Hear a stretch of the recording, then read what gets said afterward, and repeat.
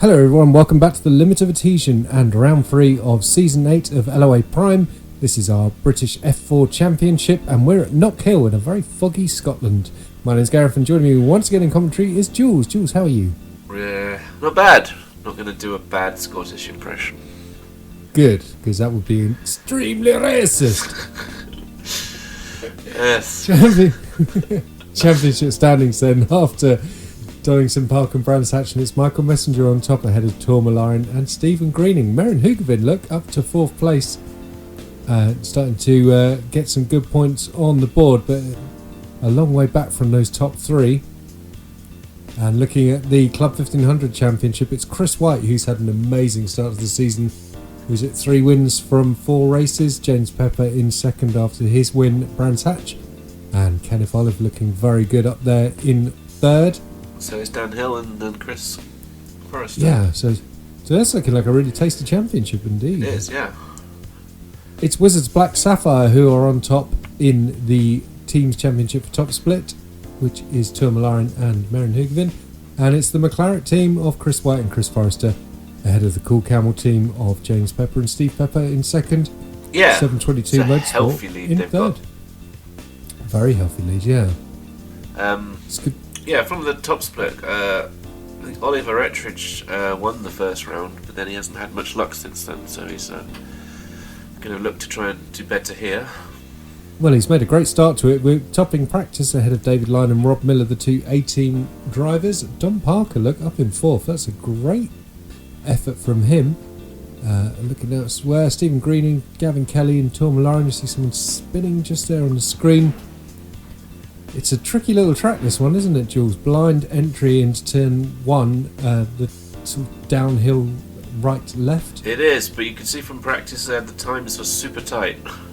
Yeah, well, as you'd expect from such a short track. But it's David Lyne on pole ahead of his teammate Rob Miller. Stephen Greening in 3rd and Michael Messenger in 4th. Then we've got Mark Innes, a great qualifying from him. Mark Zeff in 6th, another one doing well. Ben Chalcroft, look at that, great result for him in 7th place ahead of Gavin Kelly. Oliver Walker, Don Parker running out the top 10. Tor Malarin down in 11th place ahead of Nico Martel. Oliver Ettridge in 13th, and it's downhill on pole for Club 1500. Chris White just behind him, and then Philip Miles, Joe Barlow, Russell Bright, James Pepper, Janneman Brewis, Steve Pepper, Kenneth Olive, Eric Pusey, Rich Meesters, Stephen Kernick and Lewis McManaman rounding out the grid. 26 drivers in the race. So Russell Bright and Eric Pusey looking rather out of place actually, right down near the back of the grid. Let's see what they can do to recover during the race. We're getting ready for the green light and the start of racing in Scotland. Yeah, there should be plenty of opportunities to move up the grid if you can just keep it on the track. Yeah, we were always predicting a lot of carnage for this one. The chicane in the middle of the lap is notoriously difficult to get right and will claim a lot of lives, no doubt. Here we are then, red lights on, looking up to the top of the hill. Is that Mark Zeff saying about a jump starter? Anyway, they're getting going. No, they're racing at Knockhill. Lyne and Miller challenging to the outside as they head down to turn 1, and it's David Lyne getting a jump start from pole position. That's absolutely gutting for him. Eagle-eyed Zeff must have seen that then. Yeah, and I see some people going around at the back. Ettridge falling down the order. Nico Martel, Kenneth Olive and one of the Peppers as well. Thanks, man. Oh. Casual thanks, man, from Nico there, so he must be feeling slightly aggrieved with Ollie for the contact. We'll wait to see though on a replay. Lyne still challenging his teammate though, so head through the final hairpin to complete lap 1. Doesn't want to take him out though, does he? He's got to do a drive through. He's not going to be wanting to take his teammate out before he does it. No. And look at Greening there, up there in 3rd, and is that Mark? It is Mark Innes up in 4th place. What a great start he's had. It is, yeah. Replayed the start then, on board with Ettridge, and well, talk us through it, Jules. What's your view? Well, it looked like a bit of a concertina as the cars. Well, we've got another replay here, but look, a concertina of the cars as they go into T1. Oh, yeah, and that's the Cool Camel of Steve Pepper round, and that's Kenneth Olive going backwards in the Minardi car. Big shame there. Yeah, but it looked like it just didn't take into account the concertina and went into Martel there. Yeah. Ollie Walker there in 8th place trying to challenge Ben Chalcroft. Oh, we got side-by-side action for the teammates. Don Parker and Gavin Kelly. They're fighting. And it looks like we've got Martel stopped still. Is he just getting going? Yes. So he's had another off at after turn 1 and 2. Looks like Tourmalin getting involved with the two Wizards Topaz cars. Yeah, I don't imagine he can resist the temptation. No. Yeah, they are charging down the hill, and it is very difficult to get that car control and try and carry the maximum amount of speed through the first 2 corners and still get it over for the right-hander of turn 3. It does, yeah. It takes a lot of commitment, and then also that chicane is a big commitment. Look at this, Dan Hill is leading Club 1500 and is hanging on to the back of this battle here. Yeah, but he was on pole, wasn't he? Ahead of Chris White. He so was. Those two maintaining their order. Oh, is that little bit of bump and grind from the two Wizards Topaz cars? It does look like there was contact, and we've got a penalty for Ettridge. Yeah. For that contact as Line serves his drive-through. So a drive-through, a stop-go for... Oh, we've got more cars off. Is that Olive off the track again? It is. Ollie Walker now up to 6th place then, so he's managed to get past a few people, including Ben Chalcroft. Malaranen attacking Dom here and goes through on the inside. Yeah, that's a nice move. That's a much faster corner than you really think as it leads onto that back straight. Astonishingly fast corner, really, considering how much of an angle it is. Oh, Blake lock up from Malaren into the final corner. Oh, and another contact between the two Wizards Topaz cars, and it's Kelly who's come off worse, and he's going to be under attack now as they come down the straight. That's the Chris White and Dan Hill going side by side, and that's White through. It's White through, yeah. No, that's not White. That's that's Martel. That's Martel, yeah. Oh, getting confused again between the Claret cars, and they look very similar. Yeah. Well, Zeph's off the track. Olive Walker's gone through. Mark Zeph in the DSR. And here's Mark Innes, another Wizard, the Peridot. Not enjoying trying to learn all these new Wizards sub-team names. You could tell them to keep the same names next season. Yeah, I can manage just about manage Black Sapphire and Topaz now, but to try and learn Peridot, and I'm still wondering what Nico and Stephen Maxwell's sub-team name is. There's McManaman there, letting... Is that Line through? Yeah, Line recovering now. Currently in 13th place. And here's Yanneman Pruis, and he's attacking James Pepper in the new revised Cool Camel liveried car. Don't forget to check out the Cool Camel for all of your motorsport art needs. And it's Michael Messenger there looking to challenge Innes, who's now up into 3rd place. Yeah, after trying to cut back after on line stop go. Yeah. Out front, Miller is not getting away from Greening. Oh, big snap of oversteer. Come on, Mark, keep it together. He's not been happy with me for pointing out all the mistakes he's had in the races, although it's hard to not say about him when we see him round. But yeah, he's hoping he can pull this one home for a great result. P3 would be fantastic. Look at this action here between James Pepper and the two Team Heat Together cars, Stephen Koenig and Yanneman Pruis. And that's Joe Barlow on the back of them, isn't it? It is, yes. From 722. Oh, what a great move by Messenger down into the hairpin. Innes fighting back on the outside, though. This isn't done and dusted yet. Who's going to be ahead as they go through T2 and 3? Oh, wheel to wheel here. Mark Innes hanging it out. Sorry. But he just had to... Oh no, what's happened to Joe? Barlow just showing red. He's got going. I wonder if there was contact there.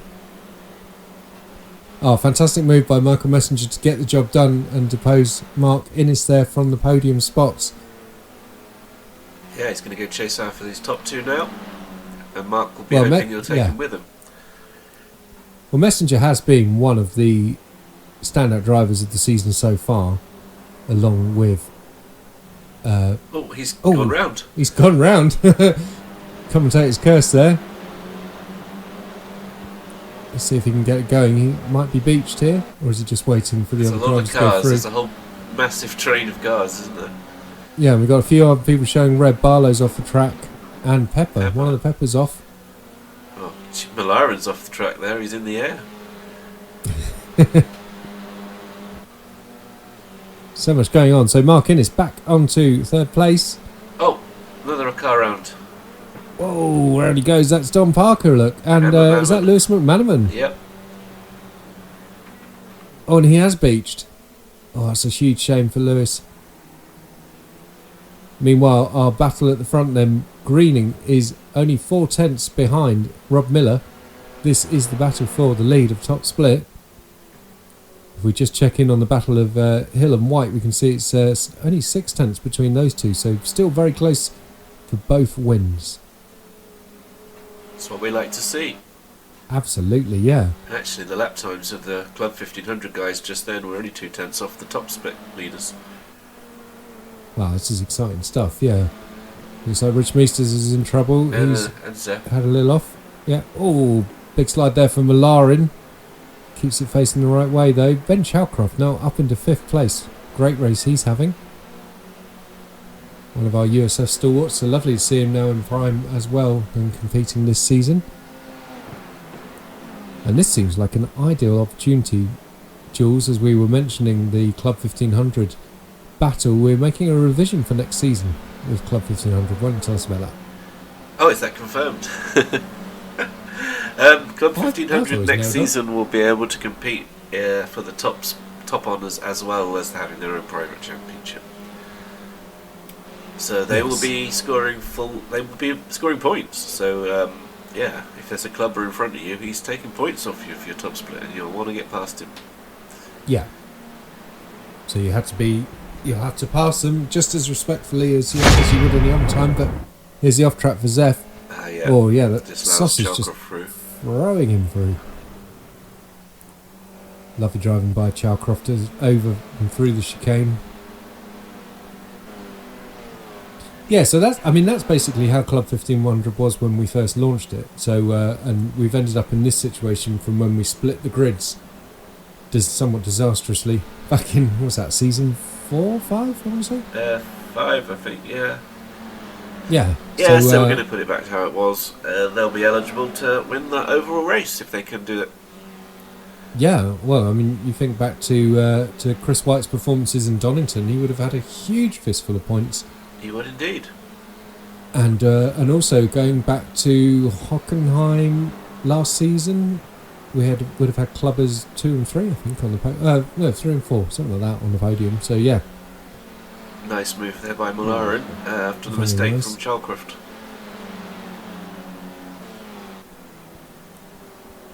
It's like Hill's got some breathing space over White. Yeah, it's been a mistake. Well, yeah. So here we've got Stephen Koenig with a recovering line charging along behind him. Yeah, Koenig on the podium at the moment. Yeah. Thanks, Rick. So Line currently in 12th place and in the points, but he wants to try and find another 4 places to get to the reverse grid pole.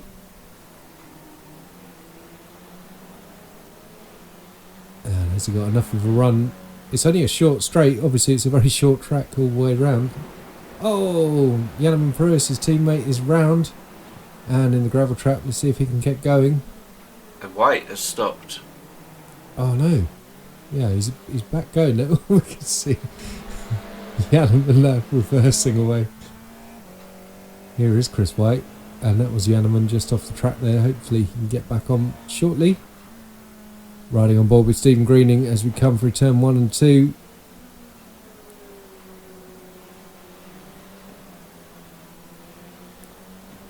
And it's Walker who's gone up to... Oh no, Innes falling down the order. Has it happened again? I hope not. There he is. Oh, Malaren's off track as well. Doing some serious off-roading. That's promoted Ollie Walker up to the podium. Ben Chalcroft here, back up into 4th place with the other drivers' misfortunes. Yeah, Mark Zeff really wanting to get back past again after his earlier mistake. A little bit of a look. Yeah, is he going to wait and try and get a good run out? Oh, he's gone for the tight line in the hairpin. You've got to be slightly careful with that because it can really unsettle the car and send it round, whichever car you were in. And it's into the wall, look. Oh, that's a big off. Oh, man. So unfortunate. There's some avoiding action here. Joe Charles Barlow going round. And is that how Tor avoided him and ended up off the road? But great reactions by Millar there. Wow, so Chalcroft could be staring at his first podium if he can find 5 seconds to get after Walker up the road. Although Walker has already passed him once. A bit of a tough ask, I would say. Oh. Yeah. Oh, we've got cars round. That's Pepper and Lewis McManaman once again. Lewis safely packing it off the track. Oh, and that's Kelly going for a bit of an off-road. Line past Koenig then, but Koenig still hanging on behind him. Yeah, he's got it done, but he's dragging him along with him. Yeah. And Kenneth Olive just behind as well. Oh, there's someone else just stopped this. Messenger. Wow, Michael Messenger. Another unforced error there. Gets it back going though. He's down in 11th now. That promotes Line to 10th. He's only got 2 more places to get to that reverse grid pole.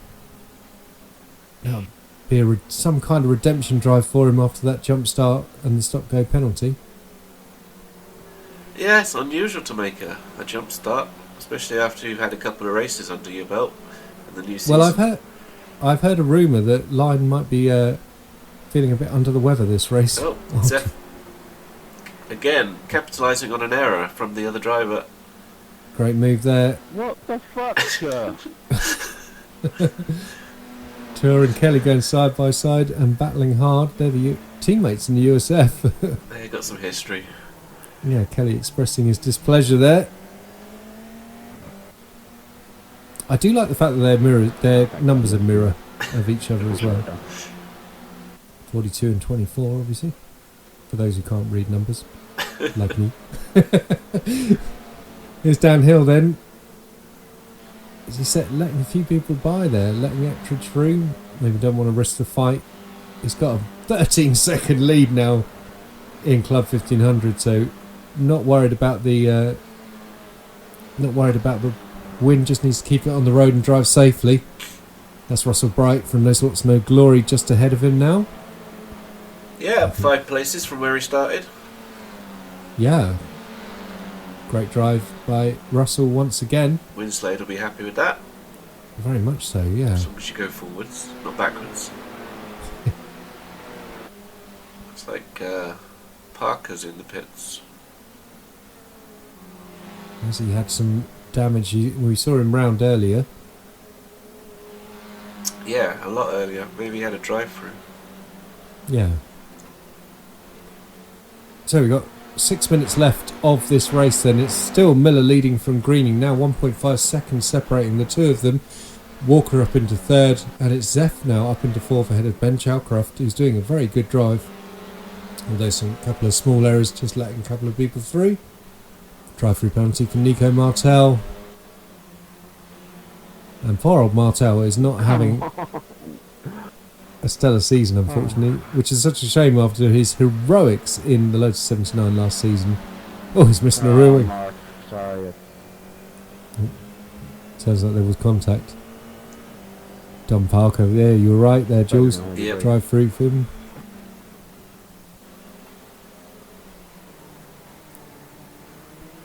I can't wait for Nico to get on top of this car though, because he is such an exciting driver and such an exciting addition to the league. So I'm sure he's going to be going great guns soon enough. Look at Stephen Koenig here, hassling Michael Messenger. It's very true, like you said, actually, Jules. The grid is looking very tight and close this race. Oh, Joe Barlow with a drive-through as well.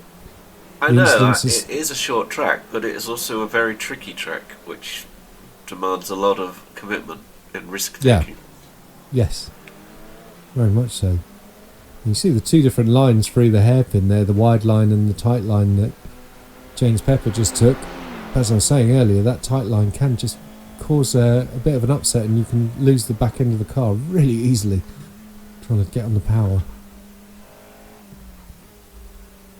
Patience is key. Yeah. Ben Chalcroft still chasing after Mark Zeff then. Mark Zeff, one of the stars of the opening round at Brands Hatch. Replay of Innes. Oh dear, he's gone again. Oh gosh. Head on with, so that's what happened to Mark then. Yep. Mark and Mark. Oh, sorry, Martel, yeah. Oh, and Line. Line into that as well. That's just... He's still in 10th place, but presumably... Did he get damaged? Or yeah, maybe it didn't give him the damage. I would have thought it would have done, but... Me too, but nothing came off the car. No, maybe he was lucky. Maybe. We'll wait to see what his lap time was like.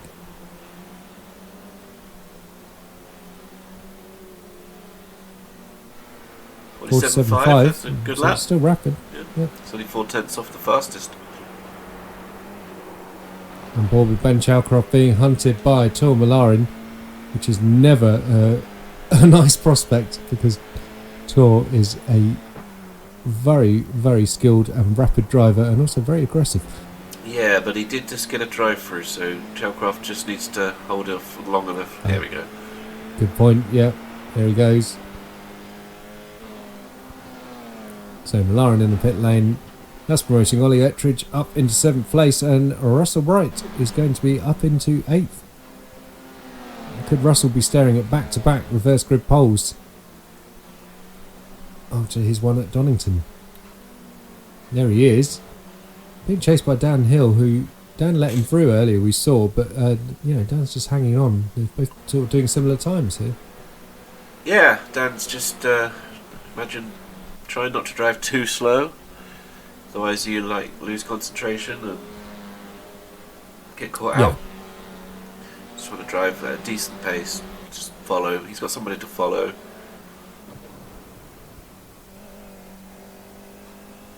You know the drivers who haven't had anyone to particularly follow recently, and that's the drivers in our Porsche Cup and LMP2 championships. But fortunately, you've come up with a genius idea to solve that issue. Why don't you tell us about that? Well, we hope so.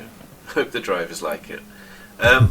So we're going to move them so you don't have to choose between one or the other. So we're going to have one series race between 8 and 9 in the evening on a Sunday, and the other series will race at 9 till 10 in its usual slot for the race, and we're just going to cut down the practice times. Who's that? Ooh, that's one of the... That's White again. Mm. Still in third, but he's not having the best race after his very high standards from the first 2 rounds. Yes, indeed, yeah. But yeah, we're going to have 20 minutes practice, and then 2 20-minute races, and then over to the other series. Which is great. I think it's going to be really fun. There's four races in an evening rather than just 2, and a lot of the drivers are used to silly season where you can drive sometimes 3 or 4 different cars in an evening. So, wow, Malarin on the absolute limit through the chicane there. Yeah, as I say, come along, have a go, be fun. Yeah. Just try and get 5 minutes or so in the week to get your eye in, and then come and take part and have an exciting 2 hours of driving and racing with the LOA. And it's certainly nothing that any other, plenty of other leagues do 2 different cars in an evening thing. There's no reason for it not to happen. Yeah, and now that they're not either or, there's no reason for you not to drive. Yes, yeah. I mean, USF has been very popular, and the numbers are growing quite nicely still, but as I say, P-Cup, our replacement for GT3 this season, just sadly hasn't quite taken off. Which is a shame, because I think it's so much a nicer car than the GT3s. The only difference being that you don't get that variety of cars on the grid. Yeah, well, most look people... at Formula in. Is this the battle? Oh, it's the white flag. Look. Oh! Is that downhill round in the background? I wasn't looking. I didn't see that. Yeah, I think Dan Hill just spun it up. Yeah, the final he stopped, He is. actually. He stopped. Yeah. He's got a large lead, so he's got going again. Looks like he's alright. Oh, that'd be a bit of a crimp in his pride. Yeah. We've got a huge battle going on here between Malarin and Russell Bright for the reverse grid pole. It looks like Malarin might have just made a small error, which has given Russell a little bit of breathing space with just one corner to go in the race. Meanwhile, there he is, Rob Miller, taking the win at Knockhill from Stephen Greening, and it's Ollie Walker coming home in third. Congratulations to them. Well, that was fun. Can't tell if Rich was being sarcastic. Great drive there by Mark Zeff once again to come home in fourth place. And Ben Chalcroft in fifth. Ollie Ettridge in sixth. That's a storming recovery from being facing the wrong way in lap one. Yeah, indeed. Looks like Hill's not finished yet, but everybody else has. So, That's a bit random. There we go. There he is though. Dan Hill winning. Congratulations to I him. literally spun it on the last corner, on the last lap, and I have no idea where I've come. he doesn't know if he's won or not. Well, the good news is, mate, you're one.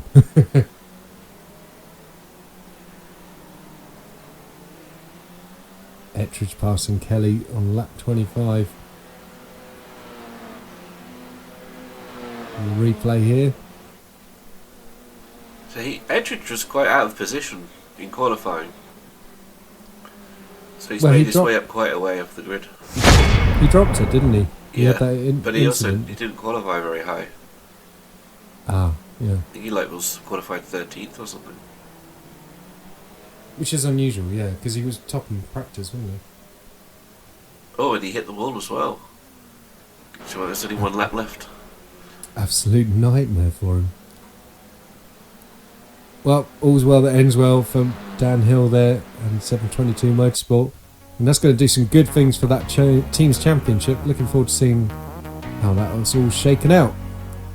So, Rob Miller wins from Stephen Greening and Oliver Walker running out the podium. Mark Zeff, Ben Chalcroft having great races 4th and 5th. Ollie Ettridge, great recovery drive to 6th. Gavin Kelly's in 7th and Russell Bright in 8th and on that reverse grid pole.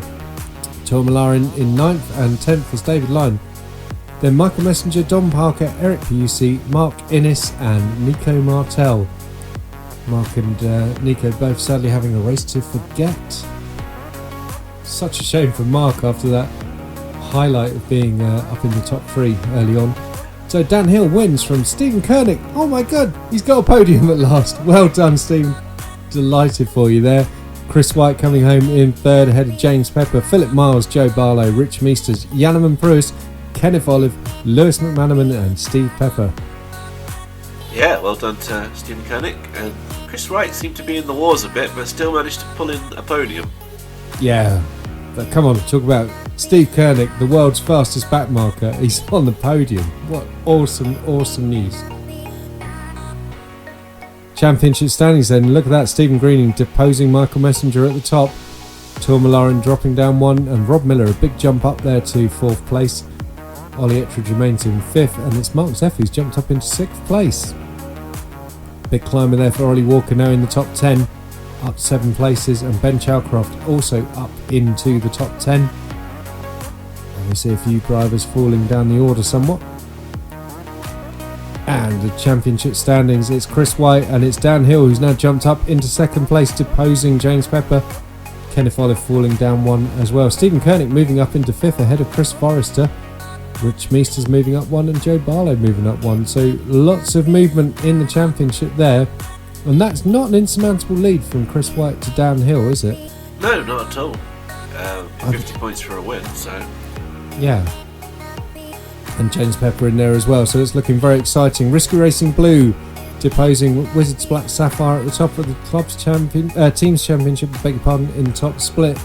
Risky Time remaining in 3rd, so this is quite exciting stuff. At the top between Risky Racing Blue and Wizards Black Sapphire. And here we go, McLaren, and it's 722 deposing Cool Camel and closing in slowly on the McLaren team, but they've still got some work to do there. Yeah, they had a huge lead. They now have slightly less of a huge lead, but it is less. It is indeed, yeah. I imagine Dan will be trying to offer Joe a bit more coaching because he's had a couple of drive-throughs recently. Coming up then, we've got race 2 with Russell Bright on reverse grid pole. So make sure you check that out on the Limited Adhesion YouTube channel very soon. And don't forget you can find us at our new and improved limitedadhesion.com website. Don't forget to like the video and subscribe to our channel. Cheers, Jools. Cheers. Bye-bye.